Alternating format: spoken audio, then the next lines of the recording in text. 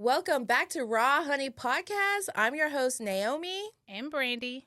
And today we have our first time guest. Woo!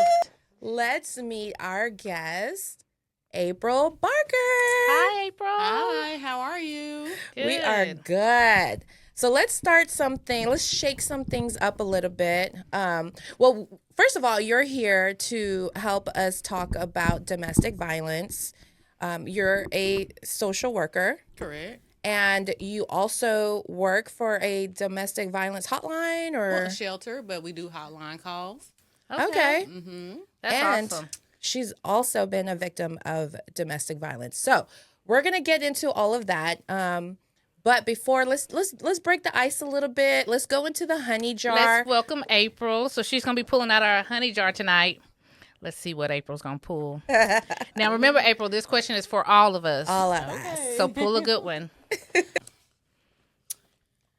Oh, describe yourself in 3 words. Okay. Okay. Go for it, April. Ambitious, lively, and laid back at the same time. Ooh, lively and laid Lively back. and laid so back. tell us about that. Tell us about how you lively and laid back at the same time. Well, when I need to be lively, I can be, but mostly my go-to is probably laid back. So you can turn up. I can turn up when I need to. Okay. That is like a laid back Aries. She is also an Aries. Okay. Yes, Yeah. I'm Aries. So watch out, Miss Capricorn. Yeah, they trying to tag team me tonight. But you know, we'll see. All right. We'll see. Go ahead, Miss Brandy. Describe yourself myself in 3 words. Bossy. Oh, Okay. Brave. I don't think you're bossy. Girl, you better ask my family. Well, I'm glad you ain't trying to boss me They around. always call me Queen Bee. So they think I'm in charge of everything. So I say bossy, brave, and Those are Aries traits, by the way. yeah. Be. And I will say I'm kind of like I'm a little laid back. I can be laid back at times. I like I said, probably when we were first going through our first episode, I was kind of like, You said you was laid back. I am laid back, but put me in with a turn up queen, Right. and we on. Okay, So okay. it's a little bit of both. Okay. Gosh. And what how about do- you? How do I describe myself? I would. Okay. Only in 3 words, Yeah. please, I ma'am. know, right? Only 3 Like- words. 3 words. Aries. Look, that's enough. Okay. Okay. No, but people say I'm vivacious. What else do people say about What do me? you say? What do I say about me? Yeah, what do you think about I feel yourself? like I'm very gosh, this is hard. I don't know how you guys described yourself that quickly cuz I'm not laid back. I think vivacious means like lively. Yes.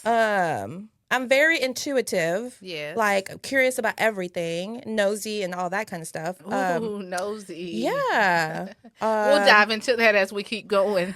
And I would say I would say ambitious. Ambitious. Yes, ambitious. Okay. I will second all those things about you, Naomi. Yeah. Yeah. All right. So, So we're ready for good. some to drop some tea? Yes, girl. My little Spill the tea. my little brewers over here just brewing up because I got some tea ready for y'all.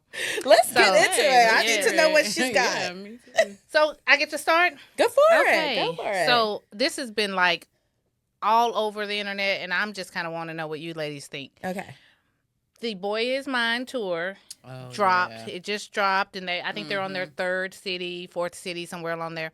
And Miss Brandy walks off the stage, and everyone is speculating. Okay, what was going on? Was it the fact that it was sound effect issues, or was she dehydrated, per she say? Or is her and Monica really ain't as close and tight as everybody think they are? Maybe they are really beefing over who the boy is. So what Belongs did you find out? Well, I mean, there was different speculations. Oh. Initially it came out there was sound effect issues, and she went back on stage and wanted to, correct whatever the issues was because she was not going to perform with there being audio issues. Did you see the clip of her walking off stage? I did. Did it sound like there was sound issues? Well, I didn't have any audio to mine. Did you? Oh, yeah, and it didn't sound like sound issues to me. Oh. She sounded pretty good. They said it was dehydration. But Yeah, and that she went to the hospital like after she left. I'm gonna need to see the medical report. Oh Lord, talk about nosy. You the nosy Well, one. I mean, they've always been at it, though. I mean, they've Yeah. never. I mean, to me, this is the first time where they've maybe gotten along, but for years they've Why, always though? had beef. Why do they have beef? It's just always been like And that. I think maybe because they were in the era that they were in, they were the both top ladies, like Yeah. with the hits and things. So sometimes that can cause a little beef. Look at Cardi B and Nicki Nicki Minaj. Minaj. So sometimes it's like who's the best and stuff like that. So Yeah. and sometimes the industry will pin them against Oh, each yeah. other too. So you never know what was going on behind closed doors. I'd like to see what the audience numbers look like. But I need them People to are get that willing together. pay.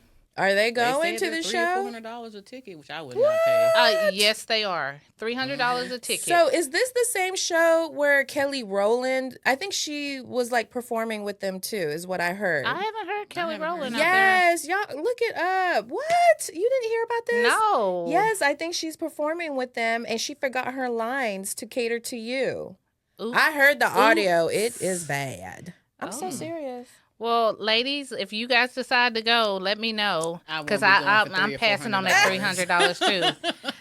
I went to see can tell Chris you that Brown and now. it wasn't $300. I'll and be baby, sitting up in my room. that's where I'll be. listening to their tunes. Yeah, that's where I will be. Not paying no 300, 400. No, sorry, ma'am. Nope. Yeah, it seems like that should be maybe like at the 80 the most. yeah, like it was definitely giving Damn. Groupon Is special. that? Oh, because do They they don't have anything new. That's what I was just gonna say. Yes. Do they even have anything new? But look, I was just saying, all these artists, 90s and 2000 artists, are coming back trying to, get on the scene and make money. But So- most of them are doing Groupon though, like they, because they know, like nobody is paying $300 or $400. I'm surprised. Ooh. Well, you heard it first. Groupon special.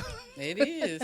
Well, what you got, Naaman? What's your tea? Girl, I'm trying to find out where she forgot these damn lyrics, but so okay. Have you guys heard about the beef with Chris Brown, Kevin McCall? Do y'all know who that is? Kevin McCall? No. So he's like a rapper.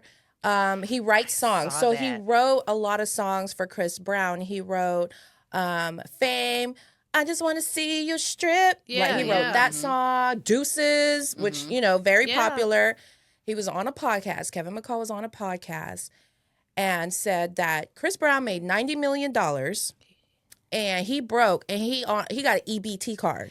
That's Now, how broke he is. I saw that and I was a little embarrassed because do you believe he really has an EBT card? He pulled it out. Anybody He can just pull got out of prison. He was in prison for 3 years. Okay. Mm. He has a baby by Eva Marcel, the model. Mm. Okay.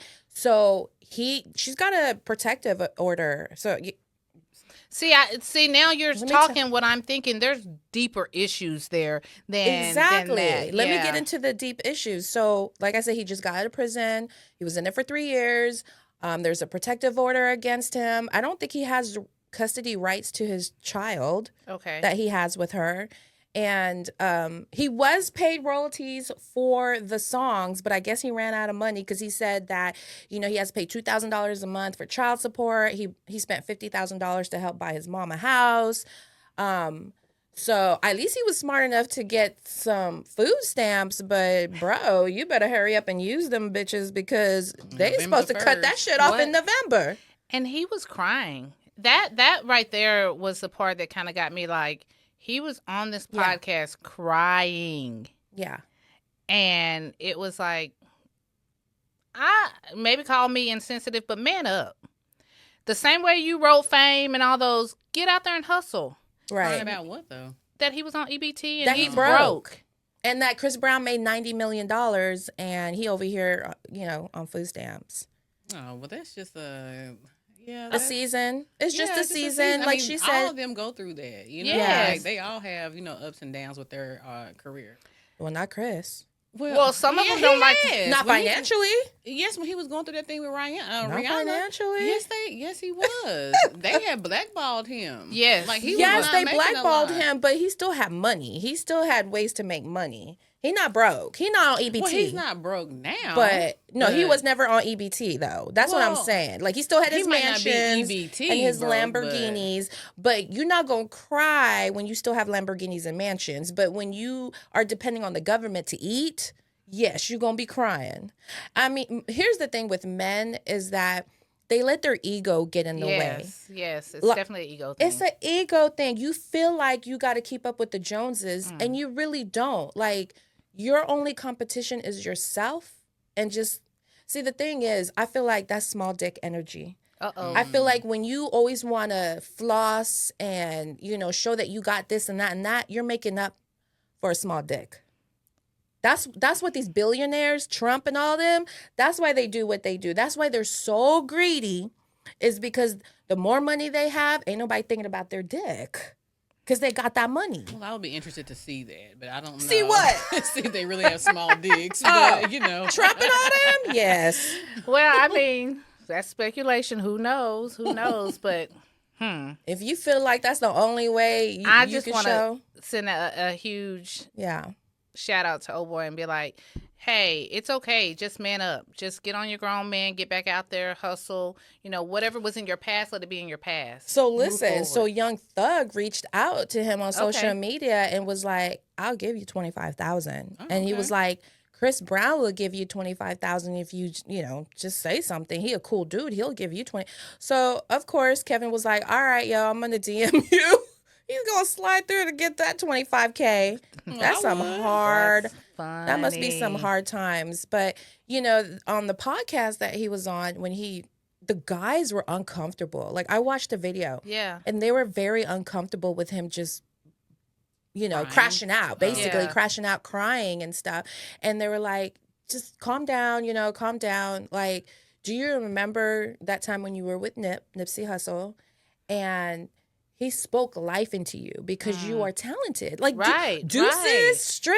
I mean, all those, like, dude, if you can do that, you can do it again. Facts. And Kevin was like, man, I was so fucking high that night, and I was you know, like thinking about suicide. And I'm like, so he's got deeper issues. There's issues there for sure. Oh, my gosh. Well, to kind of piggyback off of that, my next T is kind of along the lines of men having mental health issues.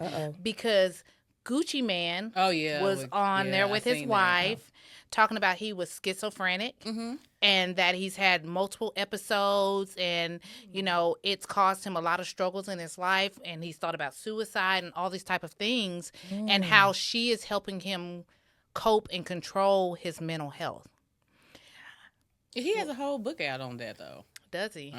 They say it was really good because he initially had the diagnosis of bipolar. Okay. Wow. But he also on that podcast stated a lot of those effects were from drug use. A lot of those effects were from, street drugs, pharmaceutical drugs, or both. Well, he kind of leaned more on the lean that he was drinking, and you know, the other marijuana and all that kind of stuff he was doing. So he kind of just put it out there, and I was kind of like, I understand where he's coming from, because a lot of men deal with mental health issues that they don't want to admit. And so for him to stand on a platform and say, hey, this is what I dealt with, I thought was interesting. But I also thought it was interesting how his wife was like, well, I'm controlling this and I'm handling this and this and this. And I have to, you know, tell him, you're having an episode, go sit down. And so I thought the dynamic was kind of interesting, too, how she was, you know, kind of handling him. So do you know if in the book he goes into talking about how his wife helped him? No, I'm not really sure. Okay. I haven't read it. Yeah. But, I mean, kudos for her, because a lot of people, I mean, that's hard to stick around when people are having episodes. I mean, you know, like, especially with just given how, you know, like his demeanor and stuff like that, I can only imagine how, like, an episode would actually look with him. You know, like, that's above me. Wow. I'd be interested to read that book. I'm going to look into that. Yeah, I think so, too. Yeah. We need to find out what the name of that book is. Yes. And, if our listeners know, let us know. In the comments. But it was also funny because Kim K was on a recent podcast also, and she kind of talked about Ye's mental health and his schizophrenic and things like that. She is not with him. But you know what? Have you guys noticed that that's every man that is with a Kardashian? They all crash out. Let's Their talk about that brother, part. okay, first of all, their brother, you don't see him anymore. He don't hang out with them. Okay, that's number one. Lamar Odom, right? Like he went down, he I think almost he kinda died. already had issues though. Why would she marry him if he already had Girl, issues? because people just do. We do that stuff. She saw something in him to where she felt like he was fit enough to marry a Kardashian. So I think he crashed Well, he out was worse a basketball player making money. Like, yeah, he crashed out check. after, and then Scott, their brother-in-law, Yeah. I mean, he crashed out Yeah, he really did. bad, Yeah. and then it's just like everybody kind of went downhill. Speaking of, do you guys remember when she dated Miles Austin? Like after, do y'all remember the And- Cowboys player? Yeah. I remember and Miles Ken Austin, but- Ken Griffith, the basketball player, Kim married shortly.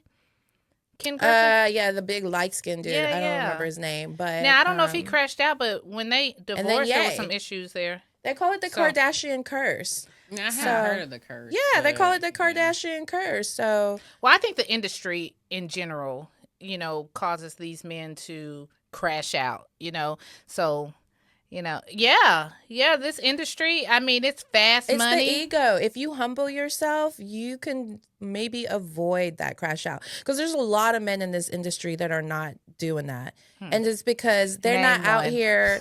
They're not out here trying to floss and shit in front of everybody and be like the number one everything. Yeah. Like, yay. But we all feel like, well, I feel like most of us think that it's because of his mom passing away and the guilt of her passing away, due to plastic surgery, and it was his Yeah. money that funded that. So, Well, I think and he that had was his some, main supporter and the only really family member, the only person he could really trust.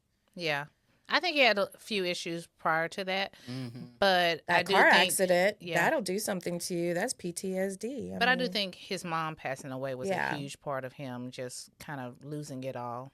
I just kind of want to be a fly on the wall with the Girl, me and you Kardashians too. because Oh, I'm no, just not like, Kardashians, well, but- I do, because why do these men crash out? Like they try to appear so loving on TV Girl. and this tight family unit, but the men feel so left out. I mean, look what happened to Bruce Jenner. Hello, Well, that I'm telling is- you, Kardashian curse. The daddy died. She I mean, I'm hadn't just brought up saying. Caitlyn. Exactly. Is he still Caitlyn? Because I heard he was fencing. I heard he was on the fence now. Oh. Like, I yeah. don't know. I don't Last know. time I seen him, he was Caitlyn. Yeah, me Yeah. too. So, but that's interesting. So, what you got? Oh, okay. So, did you guys hear about Pastor Marvin Winan? The video that went out about tithing? Yeah. Oh, okay. So, a church member got up in line and With her son. and she was offering $1,235, and he was like, "Now, see, that's not what I told you to do. I told you to come up here with 1,000 plus another 1,000." And she was like, "Okay, I will work on that $800." So it's trending right now that like they're money hungry. This church is money hungry. He outed her in front of the whole, church. Just kind of embarrassed her. It just was not a good look. Now, can we take a second to just say a prayer? Go ahead, say the prayer. Because I'm trying. It's becoming a widespread thing amongst these churches. This is not the first time someone's been called out about, asking the congregation for money and asking for not $1, not 1,000, but 10,000. Because remember Marvin Sapp Yeah, but they had been that doing issue. this, though. Yeah. Yeah. Like they send out, Right. like reports every year annually of how much people are giving. Oh yeah, my church These does churches that. have been doing this. Yeah. That's This crazy. is nothing new. Yeah. Like they, like to actually send out a report of how much somebody is giving annually. I think that's an invasion of your privacy. Like that is just So too it's only much. sent out to the individual, right? No, ma'am. What do you mean? Everybody Like, gets it. Well, I don't no, know. what I'm saying is they're like, you get it, but I don't know how much you're tithing. Yes, you do. Oh my Also, goodness. you're saying they have a Everybody- business meeting, business summary that they send out to everybody a part of the Yes. church. Oh, Yes, I everybody- ain't never never- seen I that. ain't never seen that I ain't either. never seen that. I'm gonna need that report But pulled. so the Pastor. lady that was tithing, she came on like a show or something and said, I didn't follow instructions. So the instructions from the pastor was everybody who's doing 1,000 plus another 1,000, so 2,000, Oh, to come get in up. line. Okay. And then if you're if you're bringing less than 2,000, then I'll call for you. So what happened is like she got in line too soon. So they're trying to clean it up. That's not excusable. But the church that I go to, I'm just going to tell you, talk about it as often as other churches that I've been to. Now, what I will say is when they do bring it up, they bring it up in regards to trying to give back to the community because they're asking for this amount of money so that they can help support and sponsor different foundations and organizations and nonprofits. And, as they continue to grow their community, they're needing funding for buildings and things like that. So they're showing you what you're using your money for. You see it on the screen. They show you where the money is going. But, I mean, you're supposed to tithe 10%. That's what I learned in church. That's, so whenever that check hits, that's when I do it. I don't wait till church. But here's the thing. The Bible says come as you are. And if you come as you are and you have $1 and you give $1 in that basket, thank you. Thank you. Yeah. I don't care if... Yes, the Bible says 10%. Yes. But if you don't have the 10% to give, at least I know your heart is giving have 10% what you have to give. See, that's where we're gonna disagree. Yeah, we're gonna have to put that on the back. That. April, you might have to come back on the podcast for that discussion. So no, you're gonna table that because faith. If you have faith, first of all, it doesn't belong to you. It belongs to God first. If it wasn't for God, you wouldn't have that job. You wouldn't have the opportunity to be physically able to make that money. And you got to give it back to God first and have faith. We've been tithing 10% for the last 2 years, and we're doing good and we're doing better. So just have the faith. You guys got it. Everybody, you can do it if you just believe. That's all I got to say. Thank you for that, Naomi. You're welcome. I don't know if I feel as strongly, but it's just me. You could change vivacious to faithful. No, thank you. No, I'm talking about me. She said no, thank you. Oh my God, yeah. Woo! Okay. All right. This is not a Christian podcast, but just saying. But go ahead. Well, I love it. Yeah. So, I have one last thing, and I think this one is going to rub you a little wrong. Uh-oh. Okay. So, we've talked about Bad Bunny being the halftime. Yeah. The NFL is thinking about changing that. No, I already read it. They're not going to.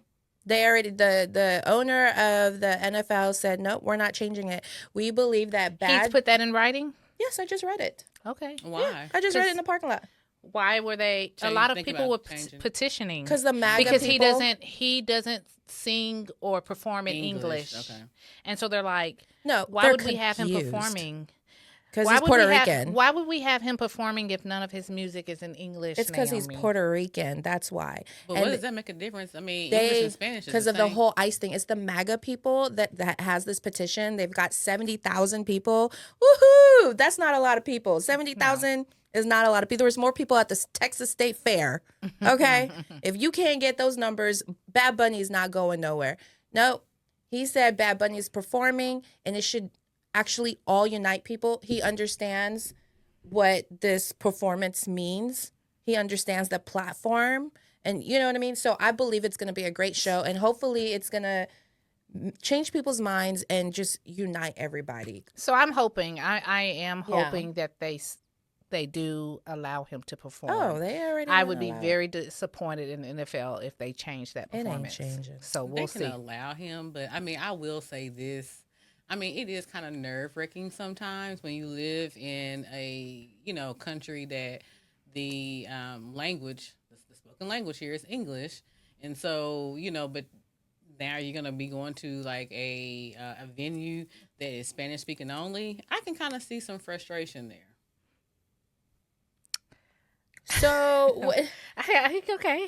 I think that you'll be surprised. I don't think every song he's going to perform is going to be in Spanish. You know what I mean? But even if you did hear a song that was in Spanish, I mean, and if the song sounded good to you, wouldn't you dance to it? Wouldn't you probably still like it? I mean, like reggae music, I don't even understand half the words. Not necessarily, but that's just me because I guess for my job and what I do, like for working and stuff like that, and I know that sounds so, I don't know. I guess it just, I know for what me, you're like at. I get, having to always constantly either have an interpreter or have somebody speak in Spanish or, translate. It can be, frustrating at times that Because I guarantee you, if you go to Mexico, they are not translating and they are not offering the same opportunities. So it does become, interesting why sometimes in America we always have to fold Accommodate. or Learn. accommodate Yeah. to other ethnicities. Yeah. It's not I feel necessarily, you. yeah. I feel you, and I had to take a moment because I haven't always felt like the whole Bad Bunny issue was okay. We should consider where other people are coming from in regards to him performing his songs strictly in Spanish. Like, why? That's not something that we speak. We wouldn't understand. Like now we're having to accommodate.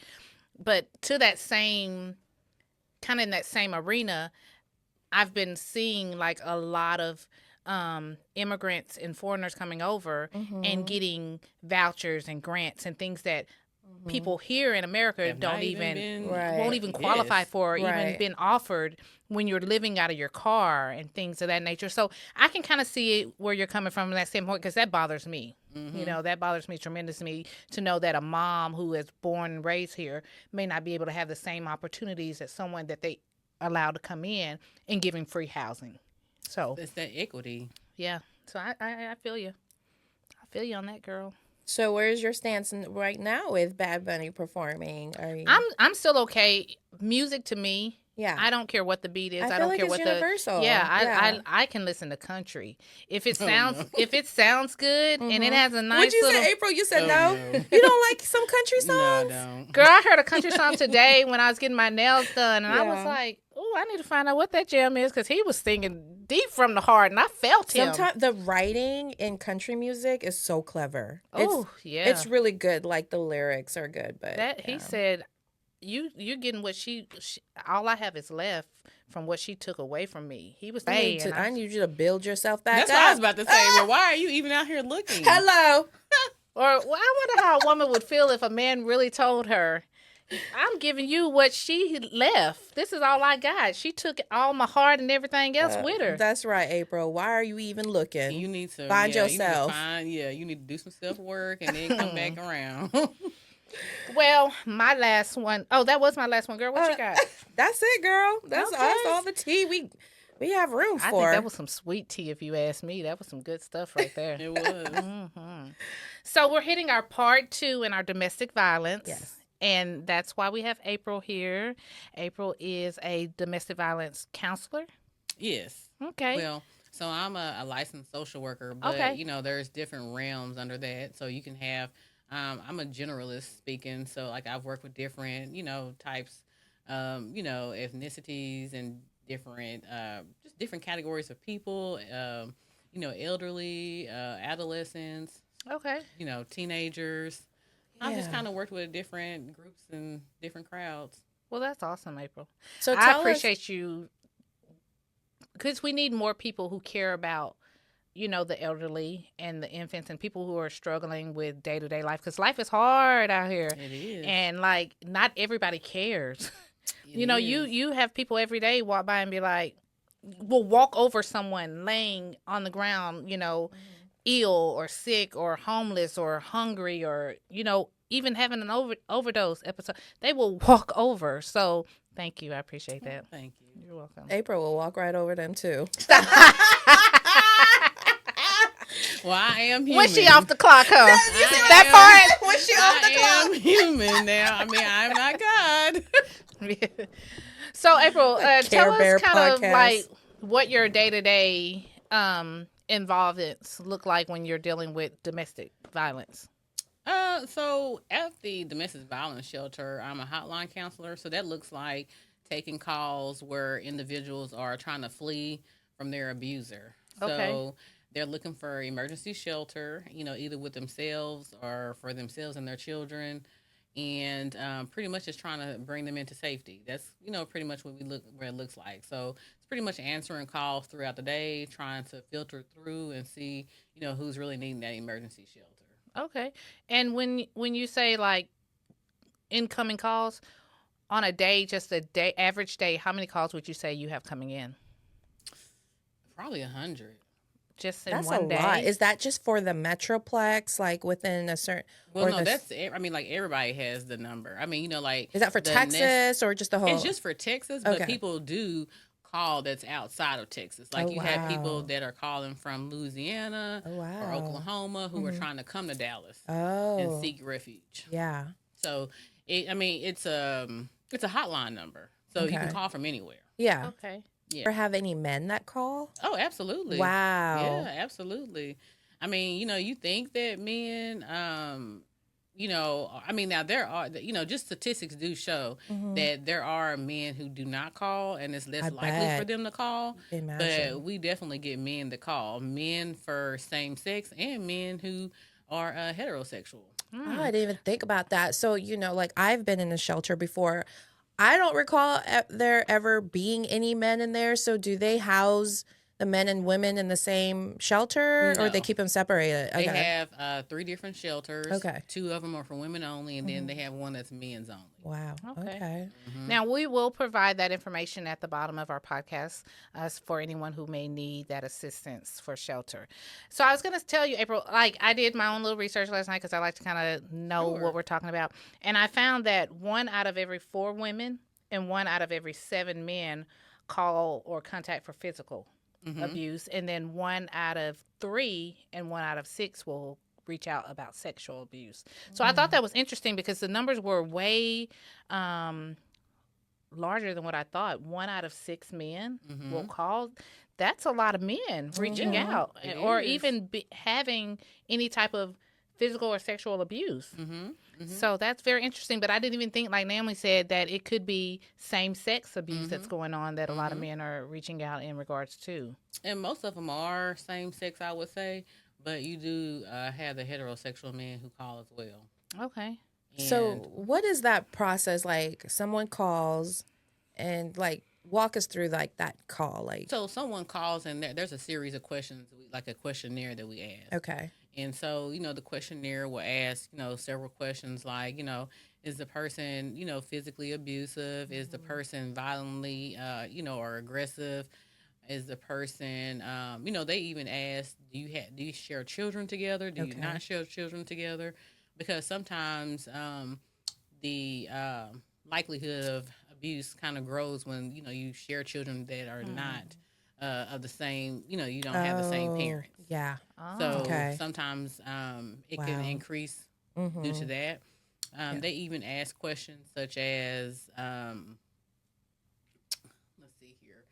They ask, I'm trying to think, because do you tell them to just leave with the clothes on your back, or do you tell them to grab certain things? We tell them to have maybe 7 to 10 articles of clothing if they can. Okay. Sometimes they do leave with just the clothes on their backs, and they will get a caseworker. Okay. And then the caseworker will help them, get some clothes and things of that nature. Yeah. But a lot of times we tell them try to bring at least 7 to 10 pairs of clothing. Leave during certain times where the abuser's not going to be there, like when they're going to work or going to the gym or not present. Yeah. Right. But we know that one of the most crucial times is when they do try to leave. And a lot of times they do go back because of finances. That's a number one thing that why people try to go back, because of finances. Oh. Yeah. I was thinking, I could see that. Yeah, I was thinking it was, I love him so much. But you're saying finances is not why necessarily. They got, okay. No, I mean, a lot of times it's because, even they're the sole person working, the male, or I won't say the male, but the abuser. Okay, yeah. They're the main source of income. And a lot of it is control. That's the main thing, when it comes to domestic violence, is that abuser wants control. Okay, yeah. And so they want to maintain that control over the person.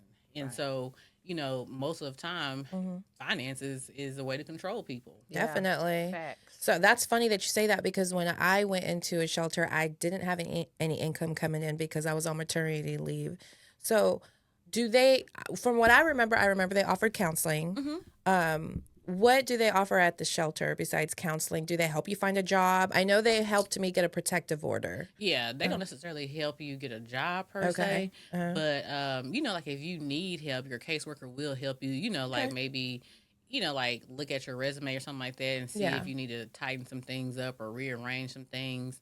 But that's not necessarily their main focus. But their main focus is getting you, like you said, that protective order. Yes. Keeping you safe. Like if you need help with even people trying to, like a custody issue. Yes. Like they Right. help out with, visitations and things of that nature. But their main goal is to try to get that protective order in place, Yeah, or a definitely. restraining order, or Yeah. whatever it is, But that's kind of their main, and to offer counseling. Okay.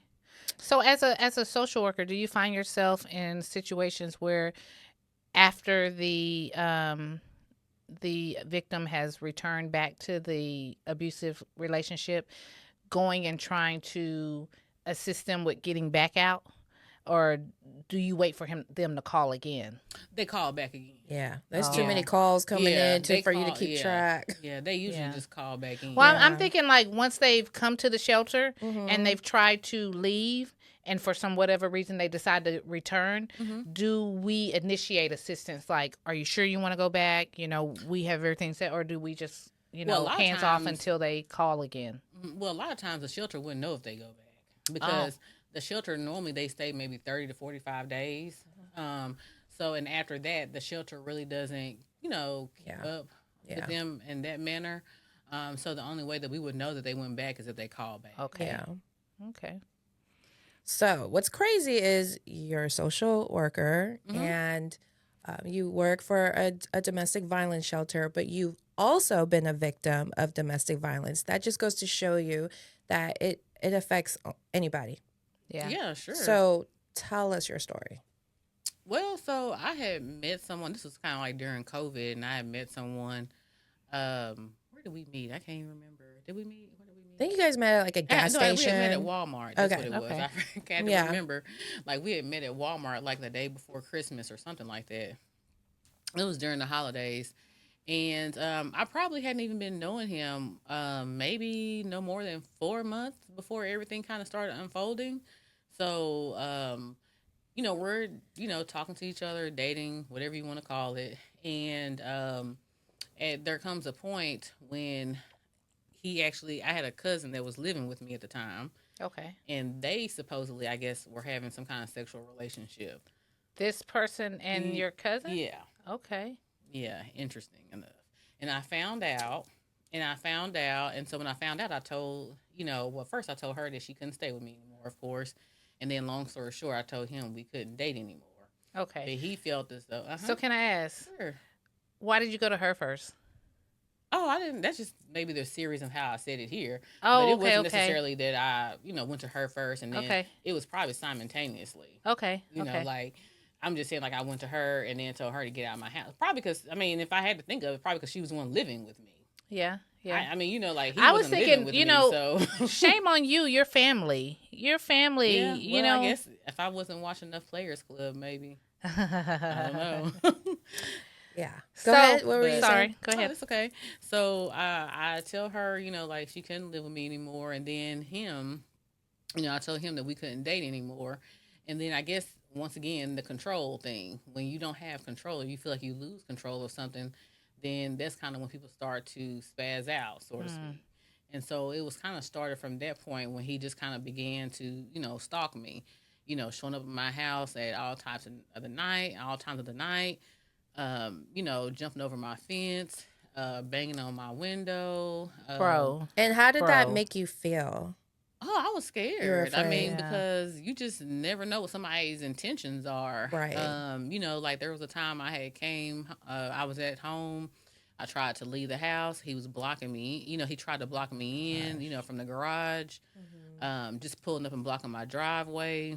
There was a time that he had, followed me and, just tried to run me off the road. Oh my God, that sounds like a no. movie. Yeah. So how long did this go on before you probably- called the police or Oh, got I the called police the involved? police The every moment- time. Yeah, oh the my moment goodness. which crazy enough, Mhm. well, fast forward, we end up having to go to court. But the crazy thing about it is that the police initially they weren't even trying to help at all. Number one, they didn't want to issue him a trespassing Wow. citation because they said they could never.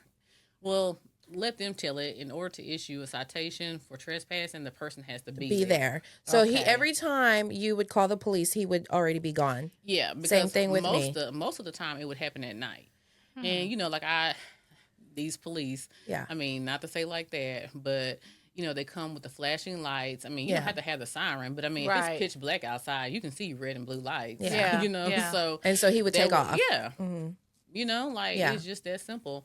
And so he would literally leave, and I would, they would come, and then I would call back again because as soon as they leave, he's back again. She was probably a 911 chronic caller too. Like I was. Yeah. Yeah, but they didn't they didn't believe me. Like they wanted to. I'm not gonna say they wanted to be on his side, but like there was a time when he was there, and they got a chance to talk to him. Yeah. And they pretty much were just kind of believing him, I guess. And not to say that it's your house and he's there. That's trespassing. But okay. Yeah. But unfortunately, there's so many laws in place that require you to have to do something to get someone out. You have to do an eviction. But you have he's to not do living this, there.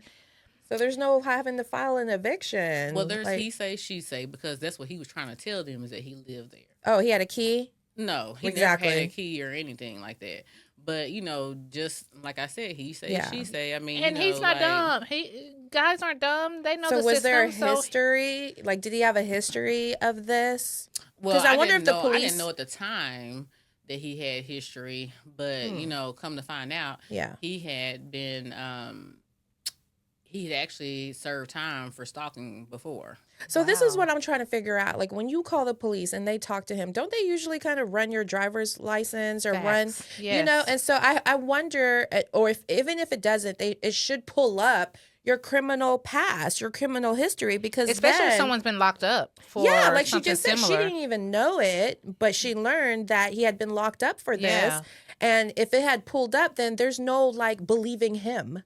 You see what I'm saying? But you know what? I don't know, because a lot of these police officers, like they are misogynists themselves. Yes. And so, well, a lot of them are abusers. Yes, themselves. that too. A lot of police officers that are. too. Yeah, I mean, like that's one reason why I would not even want to date a police officer, because most of the time, like you're really gonna have a hard time. I mean, imagine working, like living, like for DPD, like you're living somewhere and your abuser works for DPD. You're calling. Who are they gonna believe? Yeah, they're not gonna believe you. And most of the time, those people probably don't even call because they're like, no one's gonna believe me. No, who's gonna side for me? You know, so that's sad. Yeah, like. I think a lot of the time, because like even y'all making me have, I need a drink. Well, yeah, because even like when that was going on, I mean, a lot of times, like I said, they kind of believed him, and then they were trying to tell me how to evict him. I'm like, why would I need to evict him when he doesn't live here? Like he doesn't have a key, he doesn't have a garage, door opener, no bills in his name, nothing. Like, and then they're probably looking at you like, okay, you're not complying. Maybe you're the issue. Oh yeah, because I was very like all in their face. Yeah, how can I evict someone that doesn't live here? Yeah, because and I even offered them to come in, look around in the home, let them see the closets. Like his clothes are not here. He didn't have anything there. Like you can tell the way my house is decorated. Like a man didn't do that. So what was the scariest, moment with this experience with this guy? I would probably say the scariest moment is just trying to obtain like a restraining order. Like to me that was the scariest point, because like I had tried to go one time and they denied it. It wasn't until I had shot him until they actually wanted to give me a restraining order. Rewind. Did you say she shot his ass? You said shot him? Yeah, baby, don't play. Don't play. Yeah, don't play with Aries. There became a time where, because at this time, and I even had a police officer that same day tell me, like, you're going to have to do something yourself, because they always say that. Yeah, like, sadly to say, he was like, somehow you're going to have to lure him in your house, and, you're going to have to basically take care of business yourself. Really? Yeah. But you didn't even have to lure him. No. Yeah, she didn't even have to lure. But the fact that the police officer told you that. I mean, it's sad, because it's like, I thought y'all were the protector. Yeah. Why would I have to physically do something? And like, to me, like, that's a scary thing to like want to lure somebody in your house. Yes. Like, because what if it doesn't go the way you've planned for it to go? Exactly. And then what am I gonna say when I go to court? Oh, I offer him to come in. Yeah. Like, and the scary part of me is if you make it to court.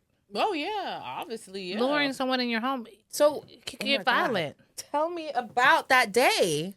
Well, Yeah. that day I actually had a friend of mine that had came over because at that time I was just thinking like, well, maybe if he see, like that there's another man around, he, will go away.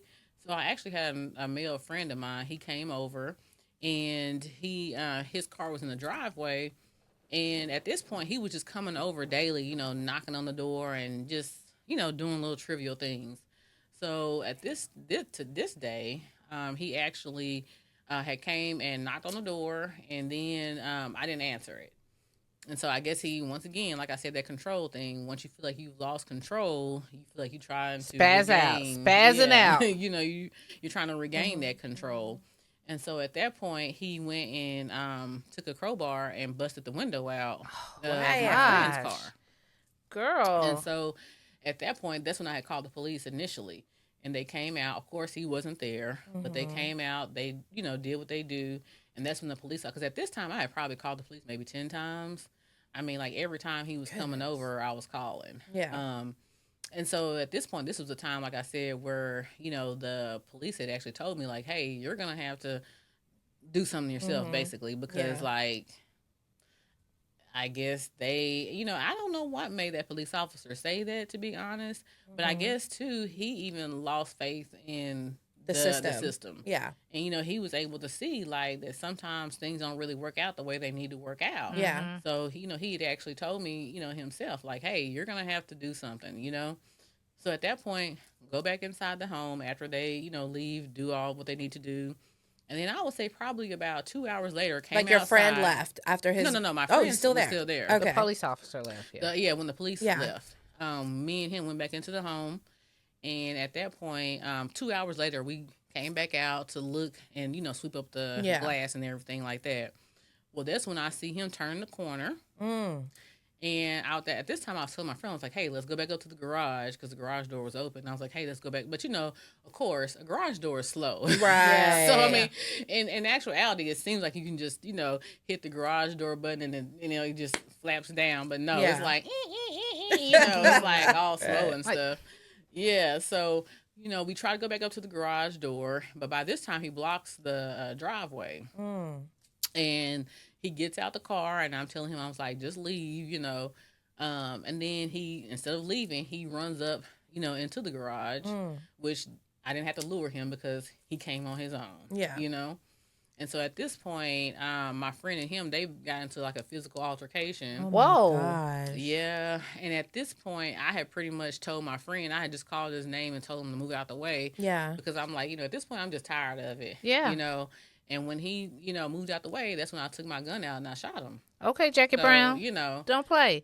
You're gonna pull out that gun. Yeah. No, I feel I you. have been having my concealed handgun license for since 2013. I think everybody should, have. I mean, maybe agree. not their CHL because you don't necessarily have to have a CHL to carry. Yeah. But I just think everybody should have, some type of means of protecting themselves. Facts. And for me, that was a gun. Yeah. So what happened after you shot him? Like, So he was able to make it back to his car. wow. And he went to, I guess he drove himself to the hospital. He lucky he alive. Yeah, Okay. he is. So he made it. Yeah. So Even did though, that because stop? my gun jammed, Oh, so like I probably wouldn't have. I mean, there's ways that you can look at it. I mean, me personally, sometimes I think like, why did my gun, jam? Jam, yeah. But then there's other times where I think like maybe it's Thank you, good that God. it did because Yeah. I probably would have kept unloading on him because Yeah. you just have that kind of intense. Wow. So you intended to do Yeah. another shot and it jammed. Yeah. Okay.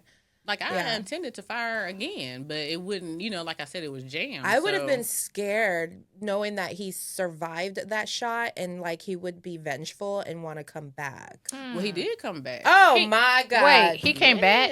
Yes. Like That man was This crazy. nigga here. Like he got some balls, he did don't come he? back. Yes, he did come back. And the time that and this was and like even throughout all this, he still was not arrested. Isn't that crazy? He did not get arrested until he came back after I shot him.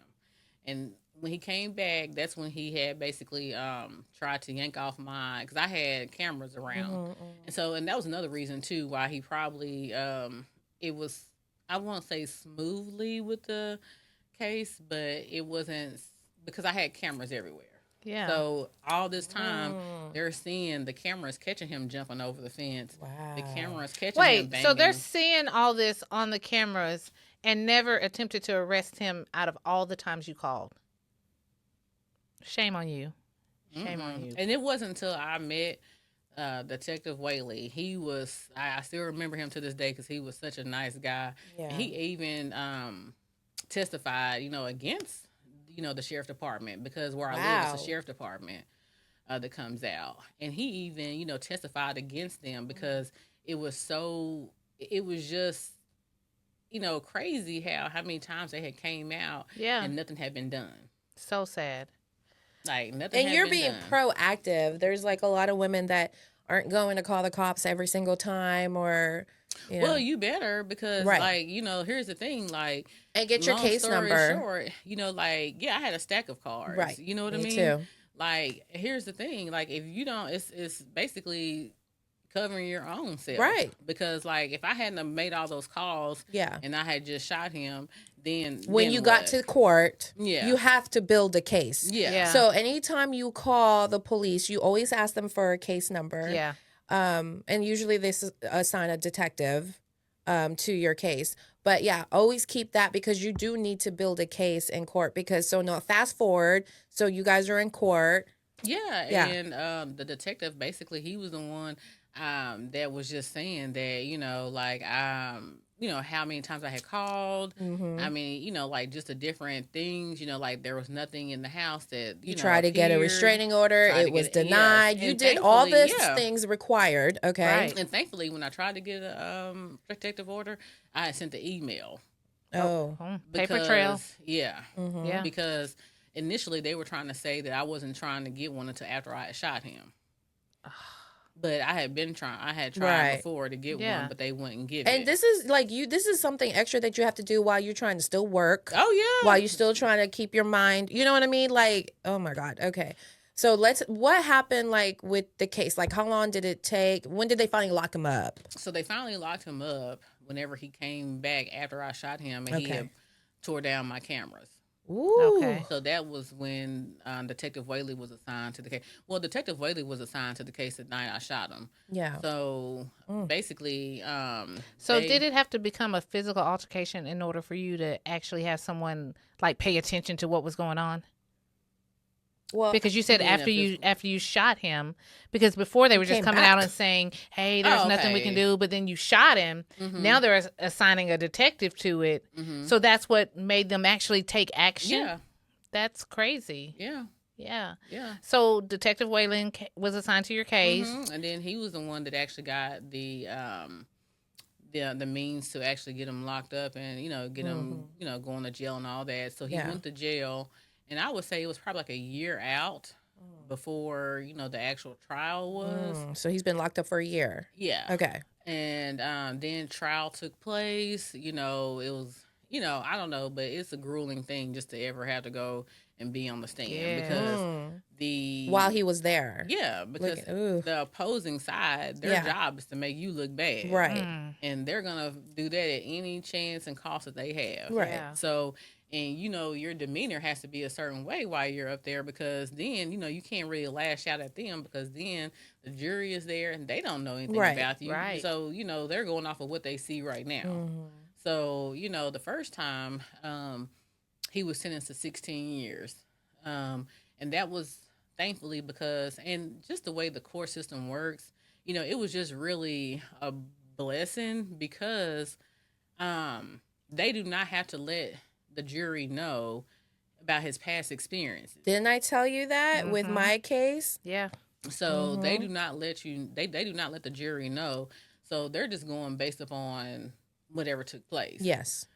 Which is okay, but for them to actually get what's really going on, I feel like they need to know. To A know true that picture there's a- needs to be Yeah. painted of There this needs to be individual. there's a pattern here. There's Yeah. a history here. And the fact that this is not his first go around and probably wouldn't be his last if you didn't take action. For him to pull down the cameras, it makes me wonder what was his intentions at this point. It's do or die. It's either you or him. And thankfully, I wasn't there that night. Yeah. So, but I always, I mean, at this point, I was sleeping with my gun. So, but, so I wasn't, I was definitely fearful. Yeah. But, like I said, just thankfully I wasn't there that night. But then the real kicker is that, he gets sentenced, he goes off to jail. Yeah. Well, then maybe 6 months later, I get a notification that he's about to maybe be released. Isn't that crazy? What? Yeah, because of a technicality. No. Yes. On whose part? What's the technicality? The technicality was that they did not, they were trying to say that the attorneys did not explain to the jury the difference between harassment and stalking. Okay. So so there's a difference. Well, it's a difference, but at this point, it's like, does it really? I don't even think he did both. He harassed you, he stalked you. Okay, yeah, like at this point, does it really matter? Right. At the point, you have to be like nitpicking down to distinguish between the two, because either one is someone attacking themselves to you, attaching you, threatening you, harassing you, stalking you. It's all the same to me. But I look at that as like your attorneys, right? That's a learning lesson to make sure you define harassment and stalking so that there won't be this technicality issue in the future. Yeah, so he got his appeal was approved. Wow. So they did an appeal, and so at that point, we're having to go to the trial all over again. Yeah, so he's released today? No. Okay. We went to trial all over again. This was last year, actually. Okay. No, it was this year. It was in February. That made me think it was this February. Yeah. So I had to go back again to court, and in February, thankfully they ended up sentencing him again, and he got 20 years this time. Good for you. But it was just really mind-boggling because you don't know how the jury is going to feel. Mind-blowing. Because they, like I said, the opposing team, that's their job to make it look like you are, There was things that you did to antagonize him or make him do those things. Yeah. Like you were the problem too. Yeah. What do you remember about the jury? Was it mostly men, women, age, ethnic background? I would say everybody was pretty much under 50. It might have been one person that was maybe in their 50s, maybe mid-50s or something like that. I think there was only one black person on the jury, and that was a black male. Everybody else was Hispanic and white. Really? Wait, one black person? This is Dallas County. Mm-hmm. Were you there for the jury selection? No. Okay. They're not going to let you be there for the jury. Oh, okay. Okay. That was a good question, Naomi, because What? That makes a difference of what the jury looks like. Of because, course. How are other people, have they experienced it? How are they feeling? What are their beliefs behind different ethnic groups? So 20 years is not enough for me.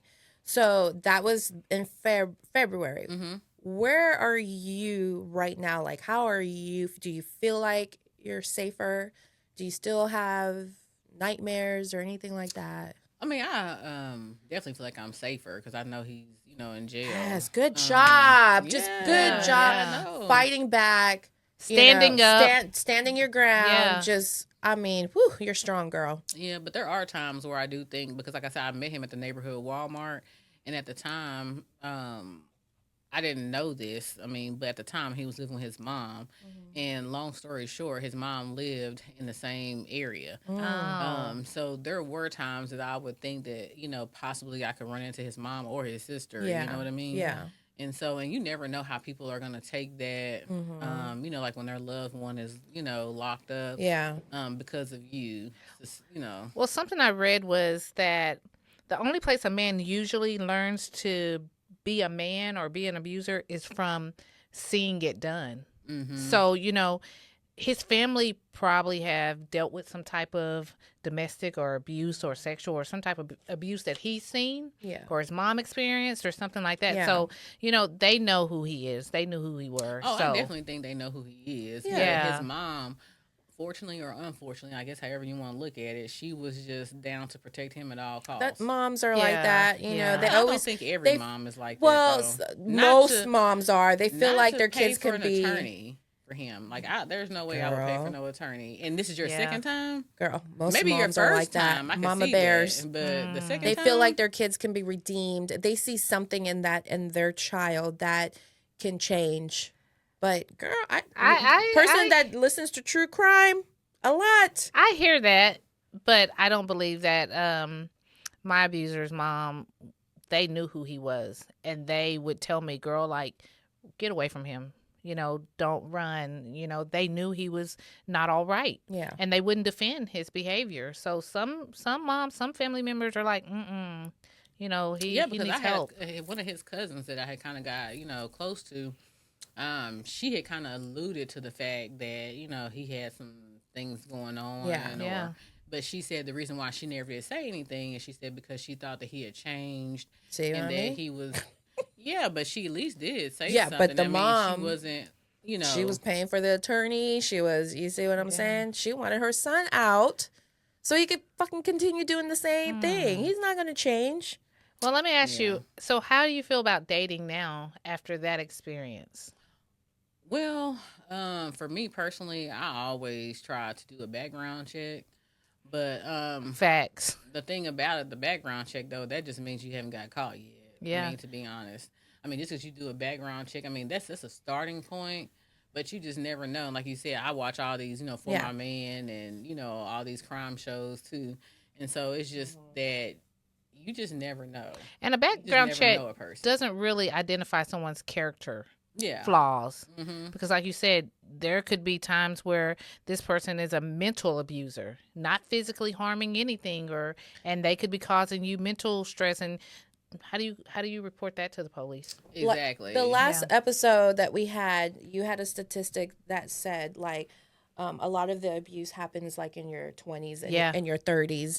And had you done a background check, you would have known that he had a history. Had I done a background check, I would have known he had a history. So a lot of times I would think that the history is there.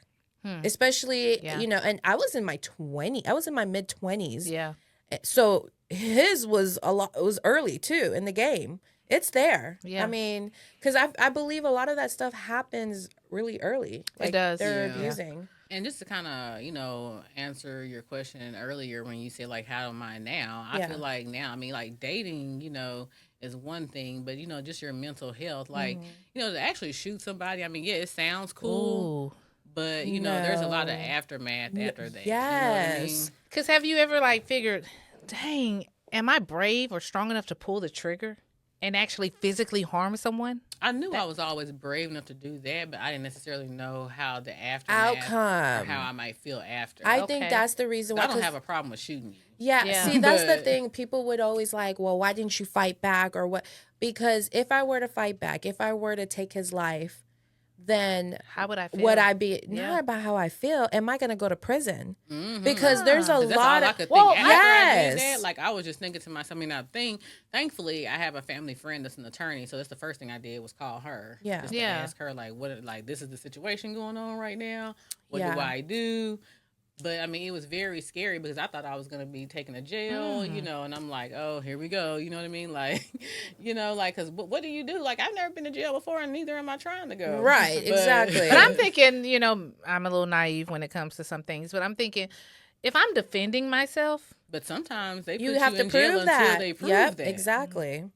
Okay. Yeah. Wake up, Brandy. Because I'm thinking, no, I'm defending myself. Why would you lock me up? Why would I? And especially if you have a history of me calling and you guys are coming out and things like that. But like you said, you're guilty until proven innocent. Yeah. And that goes for anyone. Yeah. So I was just lucky, to be honest, that, and it was, like I said, it was Detective Whaley that night. I was just lucky that he just... I don't know what made him make the decision, but thankfully the decision was not for me to be arrested. Yeah. So I never was arrested or detained or anything like that, but thankfully. Yeah. Well, girl. Yeah. I want to say thank you for sharing your story because, man, That was I think we talked about this on our last episode. When you think about domestic violence, you don't think about the stalking piece of it and what you experienced. Like I was on so can't much even. medication after, you know what I mean? Like just trying to keep it together. Yeah, because of Girl. anxiety and so, all of those things. Yeah. like not being able to sleep. Insomnia. Yeah, you know, all of that. Yeah, and the panic attack. I used to literally have panic attacks for years. It lasted for years. I don't know if you get them, but like you feel like you're dying, like you're having a heart attack, but it just comes out of nowhere. I just remember one time I was just driving to work and it's because your mental state, you know what I mean? That sometimes I feel like the stalking part, breaking in, and you just never know what's going to happen, what could happen when, where they are following you everywhere is a totally different game. Yeah. Mm-hmm. But I'm just glad that it worked out And that you're safe. for you. Mm-hmm. But Yeah, it and you're just goes to safe. show that you have to document. You have to try to get that. Yes. And don't protective be order. afraid. Don't be afraid to call the police 10 times, 20 times, 30 times. Who cares what they think? Who cares? Yeah. It's their job. It's their job. Yeah, and it is embarrassing, especially like if you live somewhere, there are people constantly, police Seeing being the police called come to over, your yeah. to your home. But it's And okay. it's like Always, okay. ladies, when you're in a situation like this and you call the cops, no matter what, you repeat yourself and say, I was afraid for my life. I am afraid. I am scared. I am afraid of my life. This man broke into my house. I'm afraid. I'm afraid. Just keep saying those words. Yeah. But that concludes our episode Yeah. for domestic violence. We hope some people learned something from this. We're encouraged to stand up. We're thankful April shared her story. Yeah. We will definitely provide some of the resources to be able to reach out and, even if you want to share your story, we're here to listen. It's always available to be able to reach out and share your information. All right. Okay. Well, Thank you guys for following and for listening. We'll see you soon. Night.